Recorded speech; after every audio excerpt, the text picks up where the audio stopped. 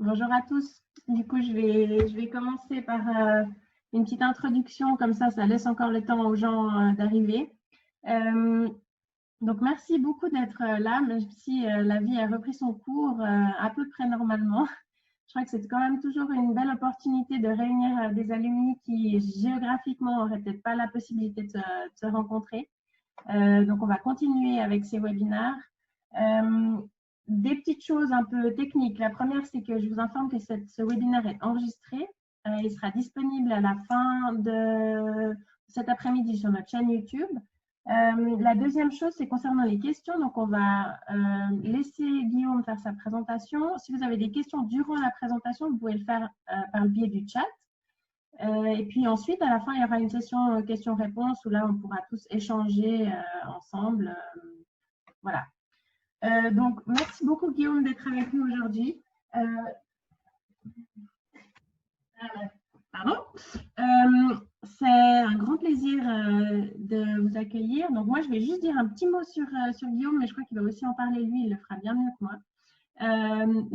Donc, voilà, je crois, Guillaume, on peut dire qu'il a une vraie passion pour le monde pour contribuer, apporter une contribution en fait que chacun puisse apporter sa contribution avec son temps et son argent. En fait, a commencé à l'AISEC durant HEC Lausanne. Son parcours, il s'est terminé à HEC Lausanne en 2015 avec un bachelor. Et puis après ça, il est parti 6 mois, je crois, avec des amis en Amérique du Sud pour creuser justement cette idée, en savoir plus sur le monde associatif. Et je crois que en rentrant, il a créé une première plateforme qui était B2C à l'époque. Peut-être il pourra nous dire comment ça a viré plutôt sur une version B2B, qui permettait justement à tout à chacun de contribuer avec son temps et son argent. Je vais le laisser du coup raconter la suite. Merci beaucoup Guillaume, je vous passe la parole et je vous laisse partager l'écran aussi. Merci beaucoup Flavia pour cette introduction. Merci à tous d'être présents aujourd'hui. Donc le but de cette présentation, je vais le mettre rapidement, est vraiment de parler de façon claire pour engager, que ce soit vos collaborateurs ou vous-même au sein de l'entreprise ou même à titre personnel, comment venir un peu répondre à ces besoins. Je sais qu'en ce moment, on parle beaucoup d'engagement solidaire. On voit avec toutes les actions qui se passent, enfin voilà, le Covid, je sais que vous en avez marre d'en entendre parler, mais ça amène aussi un énorme élan de solidarité et je pense que c'est intéressant de pouvoir explorer différentes pistes. Pour le programme de cette présentation, je vais commencer juste rapidement, comme l'a dit Flavia, par un petit parcours. Je ne vais pas vous embêter trop longtemps avec ça, mais je pense que c'est toujours intéressant de connaître les raisons derrière et les raisons pour lesquelles on crée une start-up et un peu son histoire. Et ensuite, on va un peu plonger dans Alaya, ses actions et comment vous pouvez vous engager à travers cette plateforme. Ensuite, on aura bien sûr pas mal de temps pour les questions-réponses. J'espère qu'on pourra échanger à ce sujet. Donc, pour commencer rapidement, et comme l'a dit Flavia, j'ai été gradué de HEC Lausanne. J'ai fait mon bachelor en 2015. Donc, j'étais un peu à un moment où est-ce que je devais plutôt faire un master ou continuer sur une autre voie. Mais durant mes études, je faisais partie de l'association ISEC qui, en fait, connecte les étudiants du monde entier en facilitant le bénévolat, surtout bénévolat de terrain.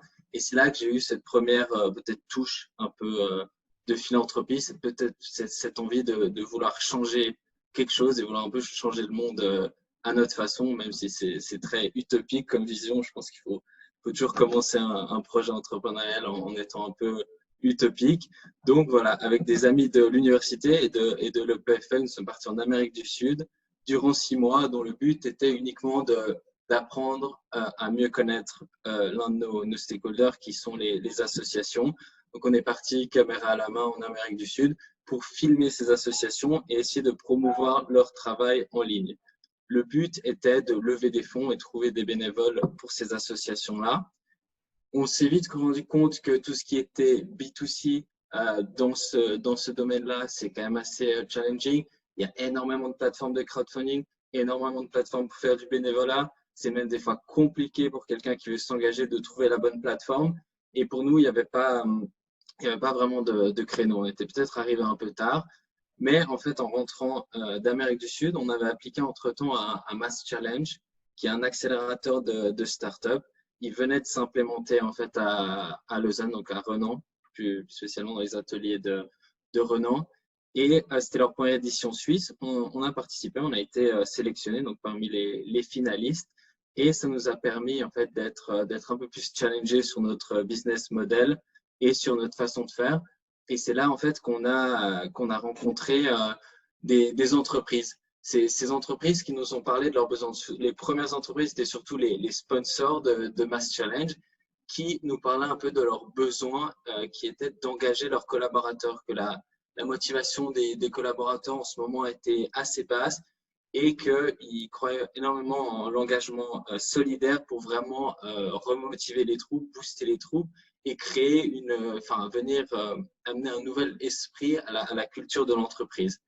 Et c'est pourquoi, durant ces années à Mass Challenge et dans les ateliers de Renan, on s'est arrêté, on a vraiment fait un pivot avec une offre beaucoup plus orientée pour les entreprises. C'est aussi là, donc là je vois, on était en 2016-2017, on a rencontré Opidop, qui était une autre startup qui faisait également partie de Mass Challenge, qui avait fait la seconde édition de Mass Challenge. Et en fait, on était deux acteurs suisses vendant une solution B2B en Suisse, avec vraiment une solution très similaire. Donc, c'était le moment, on était encore assez jeunes dans notre vie de startup, de fusionner. Donc, vraiment, ces deux startups, ShareADream et Opidop, ont fusionné en fait en janvier 2018 pour créer Alaya et pour vraiment consolider le marché suisse et nous permettre d'aller dans d'autres pays et d'agrandir nos activités. Donc, peut-être avant qu'on commence et voir si vous arrivez à utiliser le chat, est-ce que vous pouvez me donner le nom de cet oiseau? Pardon, je vais changer la slide.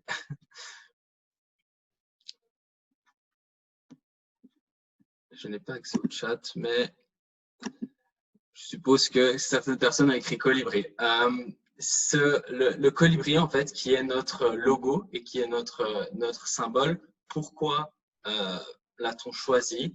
En fait, on s'est basé sur, je ne sais pas si vous avez déjà lu certains livres de Pierre Rabhi, mais il parle énormément de cette légende du colibri qui pour nous était très inspirante et faisait énormément de sens. Je vais rapidement vous la raconter, mais la légende raconte qu'il y a un énorme feu de forêt dévastateur. Tous les animaux sont un peu paniqués, ne savent que faire, sont perdus. Mais ils voient un tout petit colibri, un colibri qui fait des allers-retours entre la rivière et le feu et qui, à chaque fois, dépose une petite goutte d'eau sur le feu. Donc, au milieu de son petit bec, il dépose chaque fois une petite goutte d'eau sur le feu et continue sans cesse à faire des allers-retours. Et après un moment, les autres animaux sont un peu agacés et demandent au colibri, mais qu'est-ce que tu fais? C'est inutile, tu es trop petit, tu ne vas jamais pouvoir éteindre ce feu. Et le colibri, sans s'arrêter, répond à cela, au moins je fais ma part. Et je pense que c'est le message principal derrière Alaya. On est convaincu, et pourquoi la raison pour laquelle nous avons également choisi le colibri comme logo, c'est que nous sommes persuadés que si chacun fait sa part, on peut arriver à des changements notables pour nos sociétés et notre planète. Et je pense que cette situation dans laquelle on vit de home office, de Covid, le montre bien à quel point nous sommes fragiles et également notre planète l'est et que c'est vraiment le moment ou jamais d'agir et d'entreprendre des actions solidaires.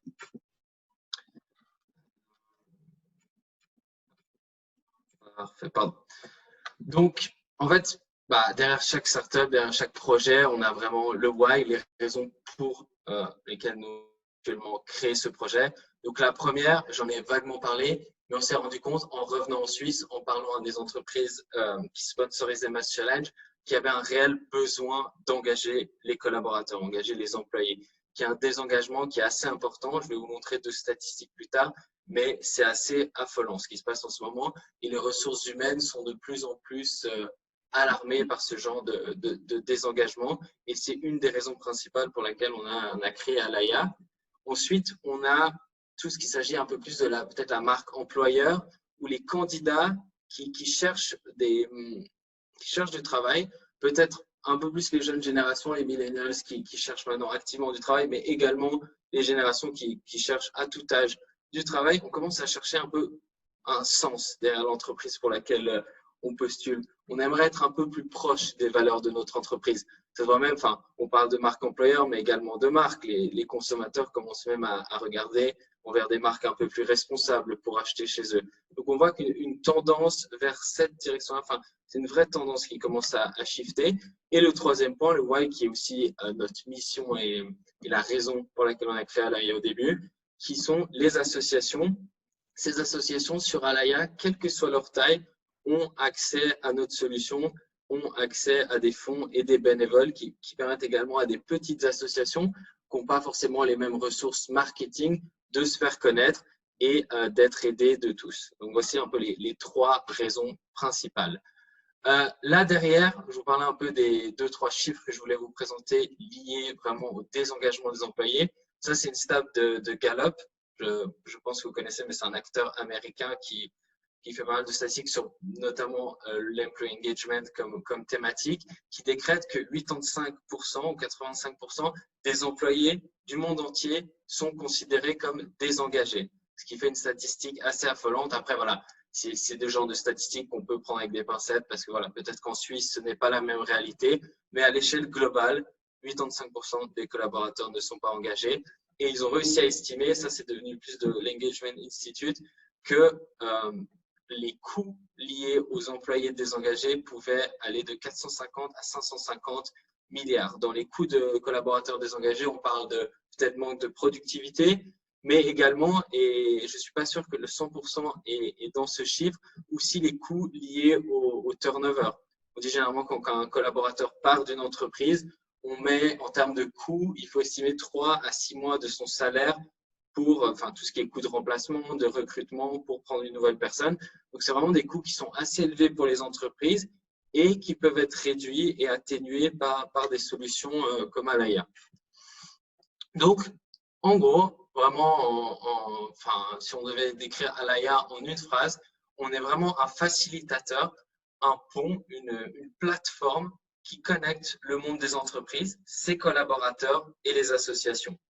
On a vraiment développé une plateforme B2B SaaS qui permet justement aux collaborateurs, à travers notre plateforme, de s'engager de différentes façons. Si vous voulez un peu vous imaginer la plateforme, il faut imaginer la plateforme comme un mix d'un réseau social interne, donc comme si vous aviez votre LinkedIn ou votre feed Facebook, mais uniquement en interne, donc uniquement avec vos collègues, vos collaborateurs de la même organisation. Et d'un autre côté, c'est une base de données de projets. Donc, vous trouverez différents projets sur notre plateforme qui peuvent être filtrés par cause, par localisation, par compétence, parce qu'on le sait. Et avec notre expérience, on se rend compte que aider, c'est très personnel. Peut-être je suis engagé par ce qui m'engage est la cause santé, d'autres personnes l'environnement. Chacun a ses causes qu'il préfère et qu'il affine. Et également, chaque personne a des compétences différentes, donc peuvent contribuer de façon totalement différente. Pour vous donner un peu un overview, un peu un subject de Alaya, nous sommes maintenant 27 collaborateurs. Nous avons 5 bureaux, donc le bureau principal qui est à Gland en Suisse. On est vraiment à Gland. On a un bureau à Barcelone, un à Londres, un à Singapour et on a également un petit bureau aux Philippines où on a quelques développeurs également qui travaillent avec nous sur la plateforme. Donc, on s'est vraiment, via également une levée de fonds qu'on a bouclée juste avant le Covid, on a eu de la chance pour ça, nous a permis d'étendre, d'être plus global, d'avoir de nouveaux bureaux et de recruter de nouveaux employés. Ce qui fait en fait notre réseau, comme on les appelle, de changemakers, qui sont soit des employés, soit des étudiants qui contribuent chaque jour pour essayer de voilà, comme on le présentait avec le colibri, d'essayer de faire une action à la fois pour arriver à des changements notables. Nous sommes présents dans 60 pays. 60 pays, on a également, enfin, dans ces 60 pays, on a des associations et entreprises, donc c'est vraiment le tout, et également écoles. Donc, on travaille aussi avec des écoles, mais ce n'est pas le but de la présentation aujourd'hui, mais un de nos clients est un groupe d'écoles privées. De plus, on travaille avec 40 entreprises et plus de 500 associations. Donc, ça vous donne un peu une idée d'Alaya, ce que nous avons pu achever en un peu plus de 2 ans et demi sous le nom d'Alaya, même si on avait commencé avant avec deux startups. Alaya, en résumé, est vraiment cette slide, je pense, que c'est la plus importante. Donc, si on devait découper les 3 façons concrètes d'aider à travers Alaya, la première, qui est le mécénat de compétences. Pour le mécénat de compétences, en fait, on met notre expertise au profit d'une association. Donc, ça veut dire, par exemple, je pense que nombreuses personnes de cette audience parlent, par exemple, anglais, français. Vous pourriez aider une association en faisant une traduction, traduire un site web, traduire une brochure. Mais également, par exemple, vous avez des compétences en finance, pour voir le plan financier d'une association, pour voir la comptabilité annuelle d'une association. Après, on peut partir sur des causes marketing, pour faire aider une association à faire une newsletter, stratégie réseaux sociaux, enfin, plein de missions qui sont disponibles par rapport aux compétences de chacun. Ensuite, le bénévolat de terrain, qui est beaucoup plus classique et je pense répandu, qui est vraiment mettre son temps à contribution d'association, qui est aussi très important, mais je dirais qu'il y a beaucoup plus cet aspect local. Donc là, on parle également souvent de team building solidaire, donc peut-être aller en équipe. On est à Lausanne, je vais vous prendre des missions concrètes à Lausanne, mais peut-être aller aider à la soupe populaire à Lausanne avec des collègues ou tout seul ou en famille, servir la soupe aux personnes en difficulté. Ça peut être aussi aller nettoyer le bord du lac, enlever des plantes invasives, plein de façons de s'engager et de contribuer localement. Ensuite, on a tous les modules de dons et de levée de fonds qui permettent aux collaborateurs de donner directement à des associations, mais également un peu de prendre un certain ownership vers ce projet et de créer une levée de fonds. Il permet en fait de lever des fonds même publiquement pour une association. On a énormément de cas de collaborateurs qui participent à une course, donc par exemple ici les 20 km de Lausanne, et qui vont lever des fonds via notre outil pour soutenir une association.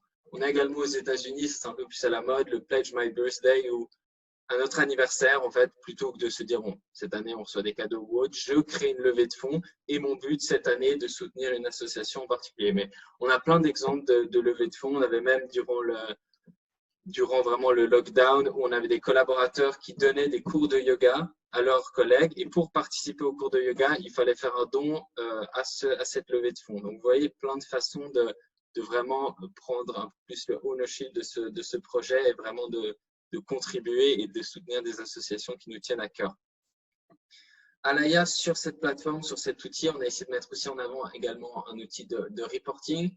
C'est bien beau d'aider, mais souvent on va un peu connaître l'impact derrière, que ce soit en tant qu'entreprise, mais même en tant qu'individu. Et via cet outil, on a vraiment une façon de voir par localisation, par cause, par type de mission, vraiment avoir une vue générale sur l'impact créé, sur tous les métriques qui peuvent impacter et qui peuvent ensuite être communiquées par les collaborateurs. Et cette plateforme est est assez personnalisable, où l'entreprise peut vraiment avoir son environnement, son logo, son design qui est incorporé à cette plateforme pour vraiment rendre un aspect encore plus personnel à la plateforme. C'est pour vous donner une idée, on travaille avec 40 clients, mais ça c'est quelques noms. On a commencé en Suisse, donc la plupart de ces noms sont très suisses. Mais pour la plupart de ces clients, on a réussi à partir un peu plus à l'international. Et généralement, par exemple, avec des clients comme un UBP, on a commencé à Genève, on a pu partir dans le monde entier, dans tous leurs bureaux. Donc c'est généralement la stratégie. On commence localement pour ensuite s'expandre dans d'autres régions. Pour vous donner des exemples vraiment plus concrets, vous avez demandé, je vous ai un peu expliqué, mais comment on peut aider concrètement via Alaya. Voilà, là vous avez quelques opportunités de bénévolat de terrain. Peut-être le bénévolat de terrain, c'est un peu moins dans l'air du temps, même si les activités de bénévolat reprennent maintenant. On commence à avoir de nouvelles dates, de nouveaux projets. Donc c'est quelque chose qui arrive en ce moment, mais pour vous donner des exemples, par exemple, on a super projet avec des joëlettes. Vous pouvez permettre à une personne handicapée d'aller faire une balade en montagne. Vous le voyez un peu sur la photo à gauche. Vous êtes 3 et vous poussez comme un peu une charrette et vous permettez à ces personnes de pouvoir explorer les montagnes. Donc on a vraiment pour toutes les causes, pour tous les projets. Donc là on parlait avant de la soupe populaire, de nettoyer un lac, d'aider dans un refuge d'animaux. Vous avez peut-être même déjà vu les personnes qui vendaient des clémentines dans les supermarchés, vous pourriez être ces personnes. Des fois, on a même partage. Ça, c'est plus pour les personnes en Suisse, mais souvent partage qui sont dans les supermarchés pour collecter de la nourriture.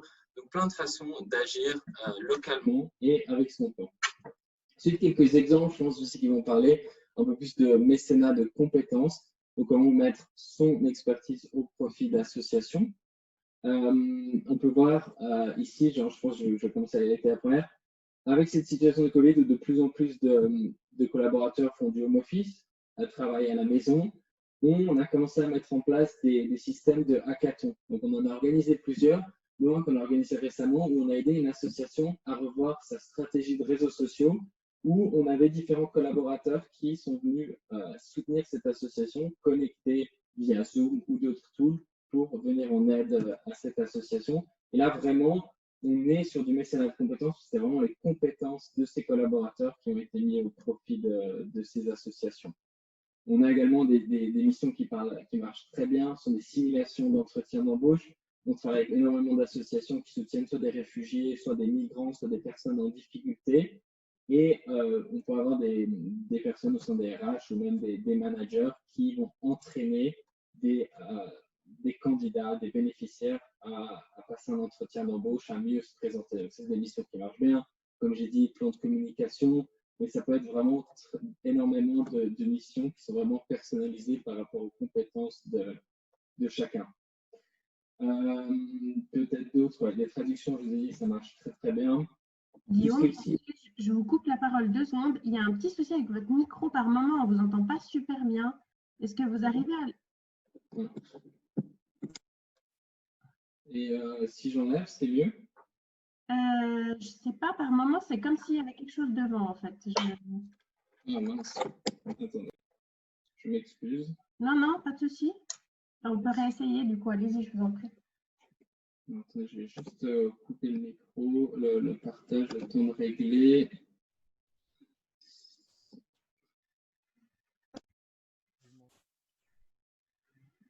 On m'entend. C'est mieux maintenant? Ouais, là, ça a l'air d'aller mieux, oui. Très bien. Bon, bah, je m'excuse pour ce petit souci. Donc, voilà. On voit mes slides? Tout va bien? Magnifique, merci. Donc voilà, je disais plusieurs exemples. On a également parlé plus des missions liées à la finance, peut-être. Donc, voilà, plein de façons d'aider vraiment avec vos compétences. Peut-être pour clôturer un peu cette présentation, le but, c'est que mon but derrière cette présentation est que ce soit un peu rapide pour qu'on puisse peut-être échanger sur différentes thématiques. Peut-être que vous travaillez au sein d'une entreprise, vous pensiez à mettre en place un outil comme ça. En tant qu'individu, vous voulez aussi vous engager. Donc, le but vraiment maintenant, si vous le voyez bien à travers votre micro ou même dans le chat, si vous cherchez des opportunités ou d'avoir un peu votre ressenti sur ça. Est-ce que c'est une thématique qui vous parle? Qu'est-ce que vous voulez faire? Je pense que c'était un peu le but de cette présentation, mais peut-être d'abord, Flavien, est-ce qu'on a des commentaires? Alors non, il n'y a pas eu de questions dans le chat, mais j'invite toute personne qui a envie de partager ou d'échanger à activer son micro. Bonjour, c'est Mélanie. Attendez, vous ne me voyez pas, je vais juste aussi allumer la vidéo. Vous m'entendez? Oui, très bien. Ouais. Merci beaucoup pour cette présentation. Je trouve que c'est intéressant de voir des startups qui s'engagent dans des modèles aussi plus sociaux. Maintenant, en fait, j'ai plus une question qu'autre chose en fait sur votre business model. C'est la question, je pense, principale que beaucoup se posent. Quel est justement votre business model? Comment est-ce que vous gagnez votre argent et comment est-ce que, enfin, avec vos clients, est-ce que vous avez une formule de fidélisation? Est-ce que vous vendez des abonnements? Voilà, ça c'est ma première question. Magnifique. Merci pour cette question. Donc, on est vraiment un B2B SaaS, donc en modèle de souscription. Donc, les entreprises payent une souscription pour avoir accès à notre plateforme. Notre modèle pour les associations est complètement gratuit. Ça reste notre mission première. On n'a aucun coût pour ces associations. Donc, c'est vraiment le but étant, les entreprises ont besoin d'engager leurs collaborateurs. Donc, notre business model est vraiment tourné autour de ces entreprises. Pour les associations, c'est gratuit. Généralement, sur la souscription, on parle de nombre d'employés. Donc, on base notre pricing sur le nombre d'employés dans l'entreprise ou le nombre d'employés qui sont engagés dans le programme. Comme je disais tout à l'heure, on peut lancer, par exemple, avec certains clients, on a commencé à lancer en Suisse avec le nombre d'employés en Suisse et ensuite, on a upsell, comme on dit, vers le monde entier. Merci beaucoup. Bonjour. Bonjour. Bonjour, c'est Valéria. Et bravo aussi pour cette présentation. C'est joli, vraiment un joli projet. Merci. Merci de le partager. Et moi, j'avais une question. Ça serait possible de faire une petite démo de la plateforme oui, avec plaisir. pour voir un petit peu l'utilisation d'un point de vue client, etc. Oui, Merci. je peux le faire. Est-ce que vous voulez qu'on le fasse maintenant ou peut-être qu'on répond aux questions? Peut-être qu'on peut prendre encore une ou deux questions et commentaires, s'il y en a, et puis sinon, on terminera par cette démo. Super. Alors bonjour, moi j'aurais une question, Guillaume, s'il te plaît. Comment est-ce que typiquement, tu vas pitcher auprès d'une entreprise? Tu vas voir qui dans l'entreprise et comment commence la présentation? Merci pour cette question. Généralement, 50% de nos clients, on est passé par les ressources humaines plutôt. Parce que comme on disait, on est vraiment une solution pour engager et mobiliser les collaborateurs. Cependant, sur certaines entreprises qui sont peut-être un peu plus grandes ou des fois qui ont une fondation, on va voir les fondations, ou maintenant on a beaucoup d'entreprises qui investissent dans des départements CSR en anglais ou RSE en français, donc responsabilité sociale d'entreprise. Donc ça dépend de ces canaux. Et également, de temps en temps, la communication interne. Je dirais les principaux bénéficiaires sont les ressources humaines, communication interne ou plutôt des pôles un peu plus orientés philanthropie. Moi, j'aurais encore une petite question en fait concernant le produit même, parce que c'est un produit white label que vous mettez à disposition des entreprises, n'est-ce pas? Et puis, ils peuvent le personnaliser, ils peuvent personnaliser l'environnement. Mais à quel point est-ce que le produit est standardisé ou est-ce qu'il a besoin de beaucoup de personnalisation? La raison pour laquelle je vous pose ça, c'est par rapport à l'échelle. Est-ce que c'est un produit qui est du coup très scalable ou est-ce que c'est un produit qui va demander de la personnalisation quand même particulière pour chaque client? Vous avez raison, c'est vrai qu'en fait, on parle de temps en temps de white label, mais on a une solution de white label, notamment celle faite pour le groupe d'écoles privées, donc North Anglia Education, avec lequel on travaille. Ça a été un vrai white label avec design, les typos qui sont changés, etc. Sur notre plateforme de base, on a énormément de traits similaires. La customisation, je pourrais vous la montrer plus tard, se jouera plus sur une page qui s'appelle Mon entreprise, se jouera plus sur le logo de l'entreprise, etc. Mais on tend vers une customisation qui soit de plus en plus poussée, où on peut même avoir les codes couleurs de l'entreprise. On sait que c'est des demandes qu'on a, donc on avance vers cette direction de développement, mais en restant toujours assez agile, nous permettant de ne pas devoir trop s'adapter pour chaque requête client. Ouais, merci beaucoup. Je reviens avec une question qui suit celle de tout à l'heure. Donc, contact plutôt avec les ressources humaines. Mais après, quel est ton point d'attaque principal pour mettre en avant les prestations proposées?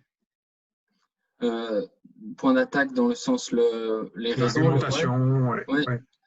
Donc, c'est vrai que la présentation Sales est assez similaire de la présentation que j'ai faite aujourd'hui. Celle d'aujourd'hui, j'ai un peu ajouté un peu plus d'aspect peut-être entrepreneurial aussi lié à l'université. Mais généralement, on vient vraiment avec cette thématique d'engagement solidaire. Donc, des façons pour les entreprises d'engager leurs collaborateurs avec du don ou du bénévolat d'entreprise. C'est vrai qu'il y a peut-être qu'on a commencé il y a 2 ans, en tout cas le marché suisse était un peu moins éduqué sur la question. On avait moins d'entreprises qui désiraient ce genre de solution.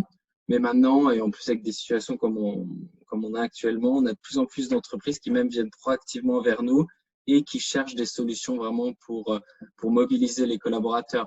Et on essaye, on travaille en ce moment même pour vraiment avoir un vrai retour sur investissement en termes de chiffres. Suite à notre solution, peut-être combien on a sauvé de collaborateurs qui partent de l'entreprise, etc. Donc, c'est des choses sur lesquelles on travaille. Mais en tout cas, on est convaincu et persuadé que via le bénévolat ou les dons et que tout ça soit chapeauté et soutenu par l'entreprise, on va contribuer à améliorer la culture de l'entreprise Et qui dit généralement forte culture d'entreprise, généralement aussi meilleure rétention des talents et deviennent aussi une marque employeur beaucoup plus attrayante pour les personnes qui veulent appliquer. Ouais, ça peut être une sorte de place de marché aussi entre les entreprises qui ont des employés qui veulent s'engager et les associations qui ont des besoins. Exactement, exactement.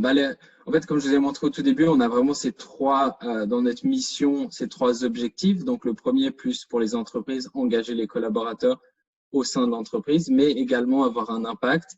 Et c'est aussi la raison pour laquelle on lève aussi énormément de fonds, etc., pour avoir plus d'entreprises, plus d'employés et donc plus d'impact. Et c'est pour ça aussi que notre solution est gratuite pour les associations. Le but étant d'avoir un maximum d'associations et un maximum d'opportunités pour les collaborateurs. Mais je peux encore poser une question par rapport à ça. Donc, du coup, il y a pas mal de travail manuel, j'imagine, parce que toutes ces associations, elles ne vont pas avoir des plateformes de réservation de certains, je ne sais pas, services qu'on peut rendre ou bien événements auxquels on peut participer. Par exemple, je vais samedi à la soupe populaire. Je vous donne un exemple comme ça, mais donc, du coup, il y a quand même pas mal de travail humain, je pense, encore derrière, une fois que les employés sont sur leur plateforme, la plateforme de leur entreprise, et puis veulent justement réserver ou bien s'engager sur une mission. Oui, on a une équipe de Customer Success, comme on l'appelle, qui s'occupe vraiment de ce matching entre les entreprises et les associations. Mais après, ça dépend énormément de la maturité de l'entreprise. On a créé en fait si vous voulez, une engagement scale, comme on l'appelle, qui est vraiment une échelle basée sur un peu l'empreinte doing good dans cette entreprise. Et quand on commence avec certains clients qui n'ont jamais fait de bénévolat d'entreprise, de dons d'entreprise, on commence vraiment tout en bas de l'échelle et on se rend compte qu'avec ces clients, on a un peu plus de travail d'accompagnement qui est fait. Donc, peut-être des prix de solutions différentes parce qu'il y a également beaucoup de services. Mais étant donné qu'on est quand même un SaaS, on essaie de vraiment mettre aussi l'accent sur le service et non uniquement sur la technologie. Et ensuite, on a vraiment des clients qui sont beaucoup plus hauts dans l'échelle d'engagement et qui ont déjà peut-être un département RSE, une fondation ou même au sein du département RH, ils ont des personnes qui travaillent en fait pas à 100%, mais dans leur job description, ils ont ces tâches-là. Donc, on a de plus en plus, même dans des grosses boîtes, employee branding, employee volunteering. On a même dans les toutes grosses des employés, leur job desk, c'est de faire du employee volunteering. Et dans ces cas-là, c'est vraiment cette personne de contact qui, via notre outil, peut tout gérer. Donc, peut ajouter ses associations, ajouter ses événements, envoyer une communication aux employés, faire le matching. Donc, ça dépend vraiment du stage d'engagement de ces entreprises. Laetitia, tu voulais prendre la parole? Oui, alors Guillaume, merci beaucoup et je suis ravie de t'entendre parce que c'est vrai que j'ai fait beaucoup de bénévolat et surtout il y a déjà 20 ans aux États-Unis où il y avait beaucoup d'entreprises qui, non seulement pour le employee engagement, mais aussi pour l'image véhiculée par rapport à l'extérieur, donnaient un certain nombre de jours aux employés pour aller construire des maisons pour les défavorisés ou autres. Et je suis ravie d'entendre que ça se fait plus ici maintenant en Suisse, parce que ce que moi j'ai vécu en Suisse, c'est plutôt un groupe d'employés qui fait quelque chose à côté, etc. Et si toi, tu arrives avec cette initiative à lancer un peu plus le mouvement, autant pour l'employee engagement que pour l'image, parce qu'il y a aussi le côté marketing, et tu n'en as pas tellement parlé. Donc, est-ce que les entreprises réalisent aussi la force d'un point de vue marketing sur leur image? C'est vrai que c'est un bon point et je ne l'ai pas mentionné parce que la tendance actuelle, enfin des clients qu'on a plutôt en Europe, c'est vrai que même si on se dit vraiment solution internationale, on a des bureaux et on suit nos collaborateurs dans le monde entier, mais on a une forte présence en Europe. Et c'est vrai que par exemple, des pays comme la Suisse ou la France, peut-être même l'Allemagne, qui ont peut-être des cultures un peu plus conservatives, vont plutôt l'utiliser comme communication interne. Donc, des fois, on parle avec la communication interne. Mais après, on voit au UK ou en Angleterre, on a quelques clients et quelques bureaux aux États-Unis où c'est beaucoup plus aussi dans la culture de l'utiliser comme communication externe. Donc, c'est vrai que pour l'instant, on s'est plus adapté, même dans notre messaging, à une communication interne, vraiment marque employeur ou engagement des collaborateurs, plutôt que je ne sais pas, une marque qu'on trouve dans les supermarchés qui veut promouvoir un peu plus l'aspect éthique. Ça, on ne le met pas trop en avant pour l'instant. Mais c'est propre à l'entreprise. Chaque entreprise, généralement, décide de communiquer sur le programme comme elle le souhaite. Merci pour toutes ces questions et commentaires. Merci pour ces réponses. Est-ce qu'il y a quelqu'un qui veut encore faire un commentaire ou une question avant qu'on passe à la démonstration? Non. Du coup, on peut y aller. Magnifique. Je me connecte juste. Je vous mets la plateforme en français.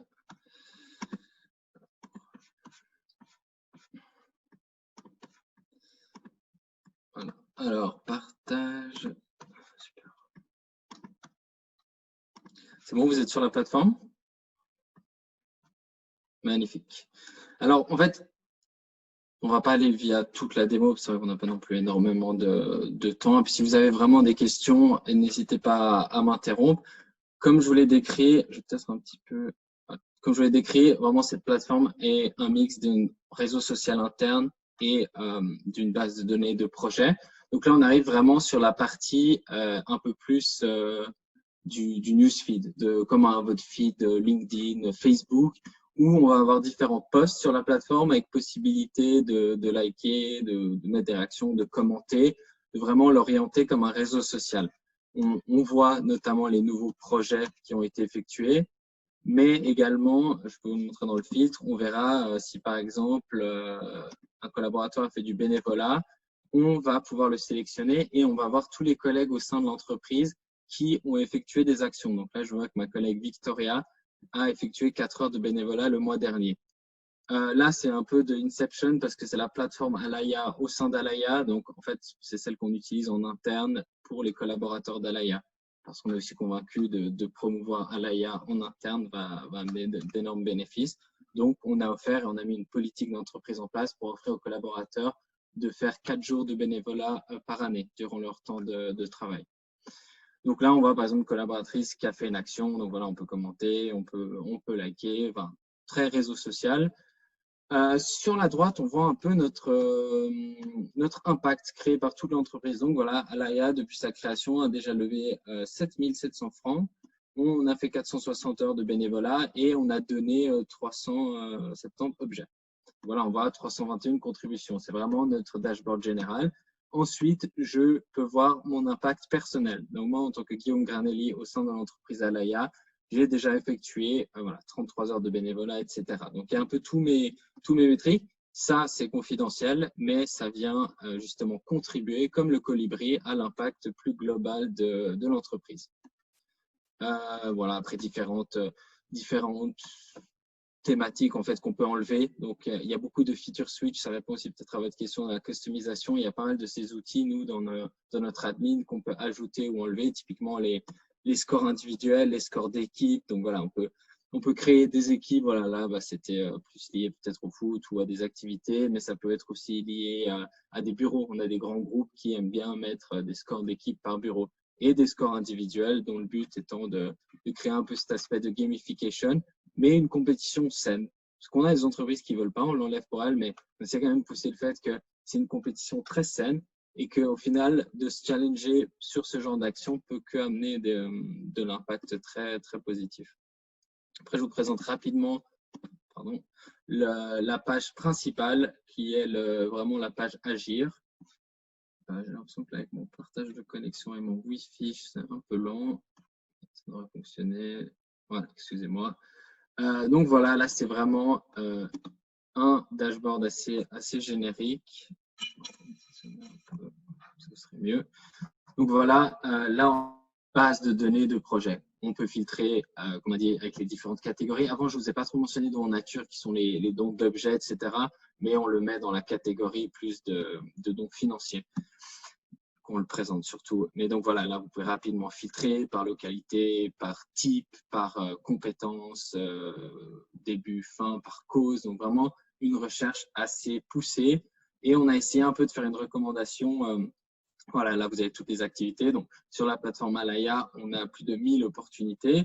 mais chaque client peut vraiment définir le nombre d'activités et les activités qui seront présentes sur leur plateforme. Donc, elles ont accès à un catalogue ou, comme je disais, des entreprises qui sont peut-être plus avancées ont déjà leur association partenaire, ont déjà leur mission et ont juste besoin d'un outil pour plus la partie reporting et impact. Mais là, voilà, rapidement, on peut filtrer sur tous ces éléments-là. Disons, on veut trouver ce projet. Donc là, c'est vraiment du mécénat de compétences en violet. Pour vous donner un exemple concret, on a le titre, la description, faisable à distance, bien entendu, le pays. Donc là, on voit qu'on aurait plutôt un impact au Congo, donc un impact direct sur cette région. Et on peut facilement soit la sauver pour plus tard ou aider. Donc là, on va postuler. Et c'est là que le matchmaking se fait entre le collaborateur et l'association ou la personne qui applique. Pour tout ce qui est mécénat de compétences, on essaie un peu plus de pousser les compétences. Donc, peut-être que la personne peut mettre un petit message de motivation, mettre le lien de son profil LinkedIn pour essayer que le matching soit bien fait. Mais après, voilà, plus d'informations vraiment générales, les causes qui sont touchées, description un peu plus étendue de la mission, disons, et également un peu plus de description sur l'association. Là, vous voyez que c'est une association à Fribourg, mais qui a un impact au Congo. Après, on a vraiment tout type d'association. Si vous voulez soutenir une association suisse avec impact suisse, vous pouvez également une association en France, impact en France. Alors, vraiment, vous avez énormément de choix, mais c'était un peu vraiment pour vous montrer un type de mission. Peut-être vous montrer dans les… Voilà. Par exemple, un don financier. Donc là, c'est un don financier qu'on a fait. Vous voyez rapidement, en fait, on parle de la soupe populaire qui est la Mère Sophia à Lausanne. Ça, je vous montre ce projet. Donc là, on a vraiment fait une réponse au Covid-19, justement, de distribution de colis alimentaires pour les familles dans le besoin à Lausanne. Et on a levé des fonds via ce fundraising, via ce projet de don, qui d'ailleurs a énormément marché. On a même une collègue qui a créé une levée de fonds. Là, on peut voir que ma collègue qui a créé une levée de fonds a levé plus de 2000 francs pour cette association. Donc, c'est des possibilités, en fait, de créer ces levées de fonds, comme je vous avez expliqué tout à l'heure. Rapidement, peut-être si vous voulez le voir, vous créez rapidement votre levée de fonds, titre, objectif financier. Oui, allez-y. C'est Delphine, c'est ça? Oui, vous la connaissez? Excellent. Oui, oui. Donc, oui, elle a créé. Excellent. Donc voilà, après, voilà, étant donné qu'on est une start-up avec nos headquarters à Gland, on recrute aussi dans les écoles, notamment à l'université. C'est vrai que Delphine est alumni HEC également. On recrute dans les universités de la région également. Parce que pour nous, c'est important. Et puis, il y a un pool de talents assez fort dans la région. Donc voilà, différentes façons de donner, de faire un don, de laisser, si on veut, un pourboire pour la plateforme. Donc, ça répond aussi à votre question du business model. C'est aussi une petite source de revenus. Après, vous voyez, si vous faites un don de 20 francs, vous pouvez laisser un tip ou pas à Alaya. Ça, c'est plus comme une seconde source de revenus, mais ce n'est pas du tout notre source de revenus principale et ça n'impacte en aucun cas l'association. L'association, si la personne a choisi 20 francs, va recevoir 20 francs. C'est juste pour donner un petit tip en plus. Donc voilà un peu globalement les différentes missions. Peut-être que je vous montre pour rester sur la soupe populaire, comme ça on a vraiment fait le tour de leur mission. Comment faire du bénévolat terrain. Donc là, décompliquer. Là, pour l'instant, on n'a pas d'événements. Et des fois, on a des événements sur une mission et les collaborateurs peuvent directement s'inscrire à l'événement de bénévolat terrain. Mais le but étant vraiment de facilement découvrir l'association, la mission et peut-être en savoir plus sur d'autres contributeurs. Donc là, je vois par exemple que mes collègues ont participé. Donc peut-être que j'ai envie de demander à Magino comment cette mission s'est passée avant même d'entreprendre cette mission. Donc vraiment, le but étant de créer aussi énormément de collaboration entre les entreprises. Peut-être, je vous montre à la fin la page Mon entreprise, où ça, c'est vraiment la partie la plus customisable. Donc là, on a mis une photo d'Alaya qui date d'ailleurs un peu. Notre logo d'Alaya, mais ça peut être le logo d'une entreprise. Nos policies, comme je vous ai dit, nous, on a 20 heures par an. Je vous ai dit 4 jours, mais c'est 20 heures. 20 heures par an. C'est aussi également pour inspirer les entreprises. Ça, c'est généralement le message qu'elles mettent aussi. Pour prendre un jour de congé solidaire, cliquez sur le lien sur notre outil RH pour demander un congé solidaire, etc. Et là, on a généralement un peu d'informations un peu plus génériques sur l'entreprise, tout l'impact créé depuis notre création ou peut-être cette année-là plutôt. les meilleures activités, celles qui ont le mieux fonctionné, les dernières contributions et une vue de tous les employés. On est à 93 parce qu'on a créé énormément de comptes d'admin ou de tests, mais chez une entreprise, c'est vraiment le nombre d'utilisateurs dans l'entreprise. Donc voilà, sinon après, système de notification assez classique. Et en ce moment, qui n'est pas encore arrivé, mais on est en train de lancer un module de challenge durable, on les appelle les Sustainable Challenges, qui vont permettre aux collaborateurs en fait, de s'engager sur des challenges. Donc par exemple, pendant une semaine, je participe au Meatless Week Challenge. Donc pendant une semaine, je m'engage à ne pas manger de viande. Je m'engage à peut-être acheter une bouteille réutilisable pour ne plus acheter de bouteille de PET. Je m'engage à même des choses très simples, éteindre mon robinet quand je me lave les dents. Et tous des challenges qui vont amener un peu aussi ce côté gamification et qui vont permettre aux collaborateurs de s'engager aussi de façon très simple et à la maison. Donc, c'était aussi notre but derrière ces challenges. On les a développés assez rapidement. On a été assez agile là-dessus pour répondre aussi au fait que de plus en plus d'employés seront home office, de plus en plus de gens voudront aussi s'engager depuis chez eux. Donc, on a, comme on a dit, les hackathons, mécénat de compétences à distance, mais également ces challenges plus sur un niveau personnel pour permettre de s'engager. Donc voilà, je ne sais pas si vous avez des questions sur la plateforme ou de manière générale. Alors, il y a une question dans le chat qui est de Nadine Reichenthal et qui est quelle relation avec les autres structures de bénévolat style bénévole.jobs.ch ou Bénévolavour?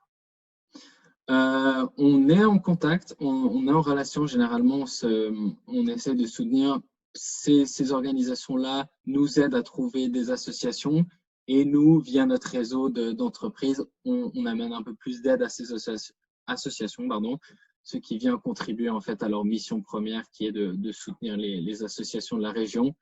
À l'échelle, on travaille avec eux. Avec Zevo, on ne travaille pas, qui est un organe de certification, mais avec Benevol Jobs, par exemple, qui a Zurich, on collabore également.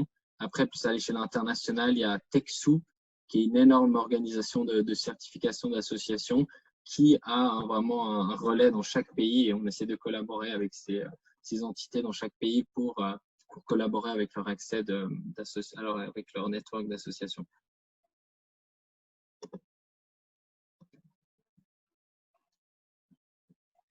Super, merci beaucoup. Oui, c'était super intéressant. Merci. Oui, merci. Et je suis arrivée un petit peu au début, après le début du call. Alors, je suis désolée si je repose une question qui va être répondue, mais j'avais une question concernant les subscriptions pour les entreprises. Donc, j'ai bien compris que c'est paiement soit par mois, annuel, mais ça dépend de quoi? Du nombre d'employés dans l'entreprise ou du nombre de projets effectués? Donc, c'est basé sur le nombre d'employés dans l'entreprise ou nombre d'employés dont participent à l'initiative.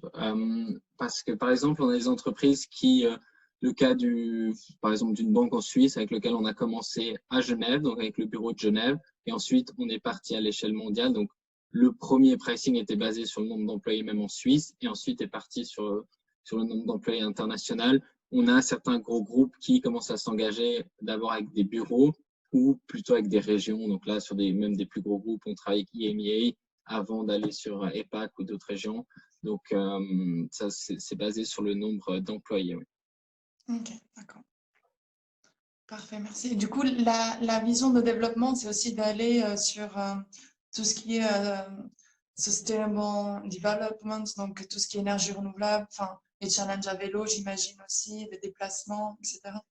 Exactement. C'est vrai que tout ce qui est un peu carbone offsetting qui fonctionne aussi pas mal, on ne le fait pas encore, mais on a des bons partenaires associatifs à recommander sur ces thématiques.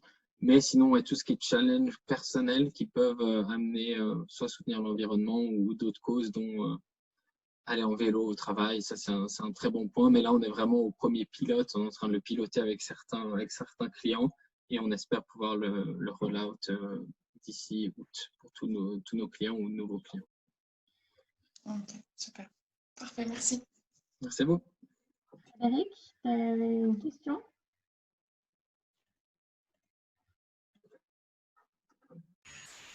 Pas de question. Non? D'accord. Si jamais vous avez des questions ou même pour la présentation ou plus, j'ai mis mon email là. Je ne sais pas si on le voit. Peut-être que je peux zoomer un peu, ça va bien. Voilà, là, vous avez mon email. N'hésitez pas à m'écrire. Là, il y a aussi le site internet si vous voulez en savoir un peu plus. Et je répondrai avec grand plaisir à toutes vos questions. Sinon, je pense que vous pouvez contacter directement Flavia. Elle a mes contacts au cas où. Super, merci beaucoup.